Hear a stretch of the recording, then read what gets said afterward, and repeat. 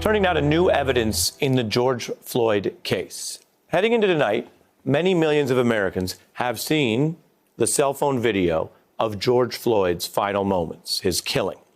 But what's new tonight is transcripts that have now been released that show more of the full context and the quotes from that incident. These are taken directly from police body cameras.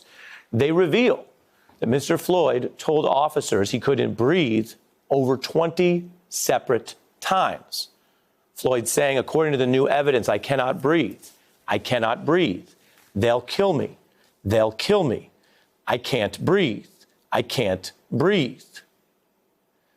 Now, everyone who's followed this story will recall that some of Mr. Floyd's dying remarks were captured on the cell phone video, which was broadcast, which sparked protests and much call for social change. What we're getting here, and this is part of a legal process, is new evidence that adds to just that externally recorded video. It also shows Mr. Floyd's acute concern that the officers were killing him and his attempt to address his family in those moments. Floyd calling out, quote, "Mom, I love you. I love you. Tell my kids I love them. I'm dead," end quote.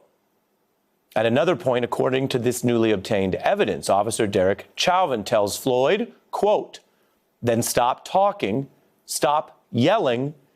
It takes a heck of a lot of oxygen to talk."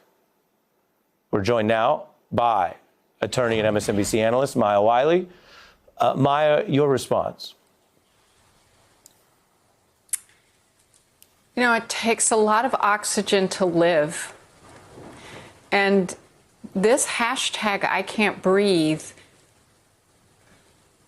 it is fundamentally about whether or not an Officer Chauvin or an Officer Lang can see a George Floyd as a human being pleading for his life or not.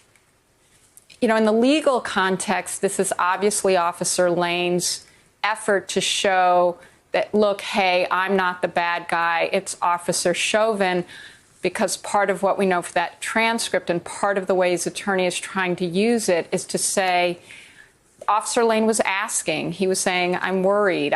Maybe we should turn him over, as a way to try to, drill holes, ask for the charges to be dismissed because it wasn't intentional. The thing here, though, Officer Chauvin, number one, certainly continues to look like an extremely, let's just say, awful person who does not care about the well-being of George Floyd, to say the least. But even in this transcript for Officer Lang, towards the end, in this transcript, there's this argument that, well, yeah, okay, maybe I was worried, but, I listened to Officer Chauvin because sometimes people are high and they pass out, because Officer Lane pointed out that he didn't think that he was breathing anymore. A bystander's yelling he's not breathing anymore. And he kind of dismisses it because sometimes that happens with people who are high and then they come back aggressive. I mean, this is the kind of logic and thinking that results in death. And it's the kind of thing that the rest of us have to look at and say, there's something really wrong if this officer is the person you listen to and you don't listen to your own good common sense and your training, which definitely says you don't leave someone in that position for that length of time expressing trouble breathing and just don't do anything about it. It's very hard to listen to this transcript and not be extremely disturbed and angry, but also to see all the ways that the prosecution can also use this against the officers.